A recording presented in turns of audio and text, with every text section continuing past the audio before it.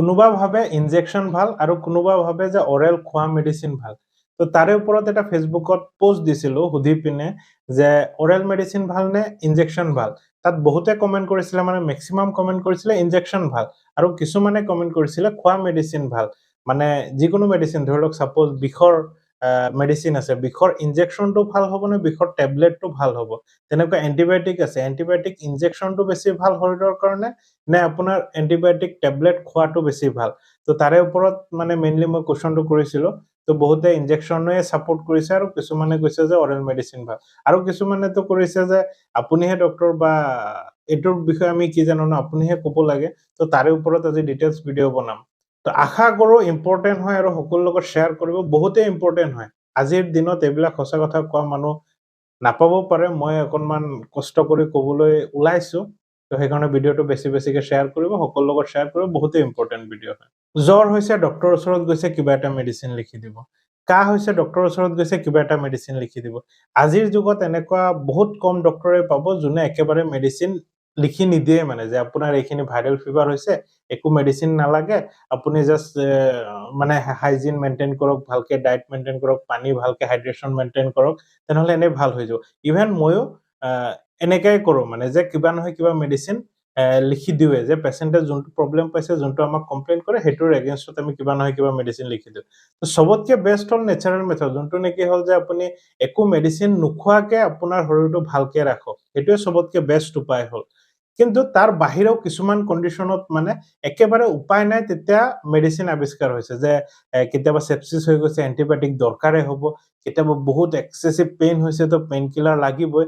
তো যেতিয়া মানে পেচেণ্টৰ বিষ বা অসুবিধাটো মানে সহ্য লিমিটৰ বাহিৰত হৈ যায়, তেতিয়াহে মেডিচিন দৰকাৰ হয়। কিন্তু আজিৰ যুগত যে অকণমান দুখ পালোঁ, বিষ হ'ল, সেইটো যদি আমি ডক্টৰক কমপ্লেইন কৰোঁ, তে ডক্টৰে সেই ছাবজেক্টিভ ৱাইজ মানে বিষ হৈছে, বিষ হোৱাৰ কাৰণে পেইন কিলাৰ দি দিব। যে কিমান বিষ হৈছে সহ্য কৰিব পাৰোঁ, পেচেণ্টজনো যে ডক্টৰৰ ওচৰত নাযাওঁ বুলি তেনেকাও নাথাকে, আৰু ডক্টৰৰ ওচৰত গ'লেও পেইন কিলাৰ লিখি দিব। তো এই পেইন কিলাৰটো বা যিকোনো মেডিচিন তাৰ অৰেল ফৰ্ম থাকে আৰু ইনজেকশন ফৰ্ম থাকে। তো তাৰ ভিতৰত ভাল কোনটো? ভালটো হ'লগে, মই যদি আপোনাক পাৰ্চনেলি এডভাইচ দিব যাওঁ, তো ভালটো হ'ল যে অৰেল মেডিচিন চবতকে বেটাৰ।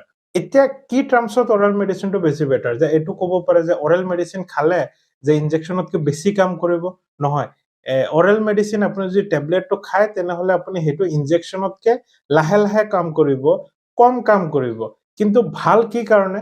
মানে ধৰি লওক যিকোনো মেডিচিনৰ কিবা নহয় কিবা ছাইড ইফেক্ট থাকে। ইচ এণ্ড এভৰি মেডিচিন। কিছুমানৰ অলপ কম পৰিমাণে থাকে আৰু কিছুমানৰ বেছি পৰিমাণে থাকে। কিছুমান লং টাৰ্ম, মানে বহুত বছৰলৈকে খোৱাৰ পিছতো একো প্ৰব্লেম আমি ভিজিবল নাপাব পাৰোঁ। কিন্তু কিছুমান ভিতৰত মানে মাইনত ছাইড ইফেক্ট হৈ থাকে, সেইটোৰ কাৰণে পিছত গৈ কিছুমান লক্ষণ দেখা দিব পাৰে। আৰু কিছুমান আছে যে বহুত কম সময়ৰ, কম পিৰিয়ডৰ কাৰণে যদি আমি সেইটো বেছি ব্যৱহাৰ কৰোঁ, তেনেহ'লে আমি ডাইৰেক্ট ছাইড ইফেক্ট বা তাৰ কমপ্লিকেশ্যন দেখা পাই যাওঁ।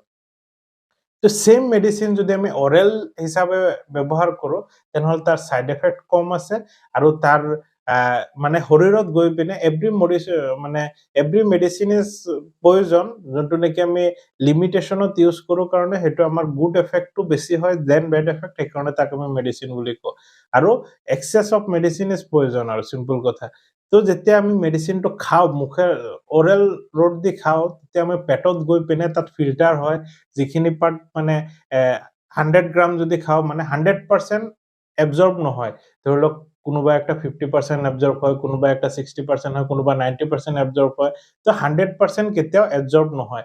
ই শৰীৰত যাব, শৰীৰত গৈ লিভাৰে তো বহুতখিনি ফিল্টাৰ কৰি, মানে ডিটক্সিফাই কৰি বহুতখিনি মানে ডিগ্ৰেড কৰি দিব পাৰে।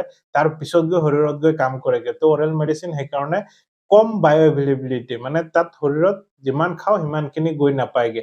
কিন্তু ইনজেকশন দিলে যিমান দিওঁ 100% গৈ পিনে য'ত কাম কৰিব লাগে তাত যায়গে। তো ড'জটো বেছি হৈ যায়, প্লাছ ইনজেকশন দিলে তো তাৰ যোনটো ৰেজিষ্টেন্স হয় বহুত সোনকালে আহি যায়। যে আপুনি বিষৰ মেডিচিন খাই আছে, আপুনি যদি 5 বছৰ খোৱাৰ পিছত আপোনাৰ কিডনী বেয়া হ'বলৈ চান্স থাকে, যদি চেম পেচত যদি আপুনি 5 বছৰ বিষৰ ইনজেকশন লয়, তেনেহ'লে তাৰ আগতে কিডনীটো আপোনাৰ বেয়া হ'ব পাৰে। যদি এন্টিবায়টিক আপুনি অৰেল মেডিকেশ্যন খাই আছে, তো সেইটো যদি 1 বছৰ যদি কন্টিনিউয়াছ আপুনি এন্টিবায়টিক খাই থাকিব লগা হয়, তে 1 বছৰ যদি কন্টিনিউয়াছ এন্টিবায়টিক ইনজেকশন দিয়ে, মানে এক্সাম্পলটো দিছোঁ, তো আপোনাৰ ৰেজিষ্টেন্স সোনকালে হ'বগে কাৰণ সাইড এফেক্টটো বেছিকে এই ইনজেকচনৰ হয় তো বেটাৰ মানে যিকোনো আপোনাৰ বিষ হৈছে আপুনি অকনমান সহ্য কৰাটো ভাল অকনমান জ্বৰ হৈছে পেৰাচিটামল খোৱাৰ আগতে অকনমান সহ্য কৰি পিনে আপোনাৰ বডি যেতিয়া নিজে ইমিউন হ'ব মানে যে আপোনাৰ যিকোনো বেমাৰ হৈছে হেতুৰ এগেইনষ্টত আমাৰ শৰীৰত সেলফ প্ৰটেক্টিভ মেকানিজম থাকে জাস্ট হেতু আমি আজিকালি এন্টিবায়োটিক বা যিকোনো মেডিসিন খাই খাই উইক বনাই আছো আৰু হেতুৰ কাৰণে আজিকালি আমি ভুগি আছো যে অকনমান জ্বৰতে আজিকালি মানে পেৰাচিটামল এন্টিবায়োটিক নাখালে জ্বৰ ভালে নোহোৱা হৈছে আগৰ দিনত তেনেকুৱা নাছিলে আগৰ বয়সস্থ মানুহবিলাক চাব এতিয়াও কয় যে আমি ইমান ঔষধ খায়ে পোৱা নাই তো সেই সিস্টেমটো আকৌ ঘূৰাই আনিবলৈ আমি মেডিসিন কমকে ব্যৱহাৰ কৰা আৰম্ভ কৰিব লাগিব আৰু যিমান পাৰো নেচাৰেলি আমি ঠিক কৰিব লাগিব নিজৰ শৰীৰক আৰু যদি ডক্টৰৰ ওচৰত যায় যে ডক্টৰ হিচাপে আমি যদি পেইন কমপ্লেইন কৰে আমি পেইনৰ মেডিসিন লিখি দিও গ্যাস কমপ্লেইন কৰিলে গ্যাসৰ মেডিসিন লিখি দিও কিন্তু হেতু এভয়েড কৰিব পৰাটো নিজৰ হাতত আছে আৰু তো আমি যিমান পৰাপক্ষত সহ্য কৰিব পৰা সহ্য কৰিব পৰা বেমাৰত মেডিসিন খাব নালাগে ডক্টৰৰ পৰা এডভাইস ল'ব লাগে না প্ৰেসক্ৰিপচন অকল ঔষধৰ কাৰণে ডক্টৰৰ ওচৰত যাব নালাগে যে ভাল এডভাইস কি এটা পাব পৰা যায় মেডিসিন নোখোৱাকেও ভাল কৰিব পাৰে নেকি হেতু এডভাইস ল'ব যাব লাগে কিন্তু আজিকালি অপোজিট হয় যে ডক্টৰৰ ওচৰত আহি মই পাৰ্সোনালি মই কিয় বেয়া ডক্টৰ হয় কাৰণ মই যেতিয়া পেশেন্ট একটা আহে যে ভাইৰেল হেৰি হয় তো মই যদি অৰেল মেডিসিন লিখি দিও পেশেন্টে নিজে ক'ব যে আপুনি এটো ইনজেকচন লিখি দিও মই যদি বিষৰ টেবলেট লিখি দিও কয় নহয় ইমান সোনকালে কি টেবলেট দিছে নকমে বোলে বিষৰ ইনজেকচন লিখি দিও তো বিষৰ ইনজেকচন দিয়াটো ভাল নহয় দেন বিষৰ টেবলেটটো মানে তেনেকুৱা আৰু যদি একেবাৰে নোখোৱাকে ভাল হৈ যায় তে আৰু ভাল কথা মানে এখিনিৰ পৰাই আপোনালোকে বুজিব পাৰে যে অৰেল মেডিসিন ভাল নে ইনজেকচন ভাল ওভাৰঅল গোটেই মেডিসিনে বে কিন্তু আপোনাৰ যোনখিনি দৰকাৰ হয় হেখিনিটো নেসেসিটি লবই লাগিব তাৰ কম্পাৰিজনত অৰেল মেডিসিন বেটাৰ হয় দেন ইনজেকচন কিন্তু একদম ইমাৰ্জেন্সি টাইমত যে অৰেল মেডিসিন শৰীৰত গৈ কাম নকৰিব সময় নাথাকে হেবিলাক টাইমত আমি ইনজেকচন ব্যৱহাৰ কৰো আৰু ইনজেকচনটো সেই কাৰণে ডিসকভাৰ হৈছিলে যে ইমাৰ্জেন্সি টাইমত আমি ইউজ কৰিব পাৰো তো অলপ ভিডিও দীঘল হৈ গৈছে বাই বাই নেক্সট ভিডিওত নেক্সট টপিক লৈ কথা পাতিম তো কমেন্ট কৰিব কিহৰ ওপৰত ভিডিও বনাব লাগে বাই বাই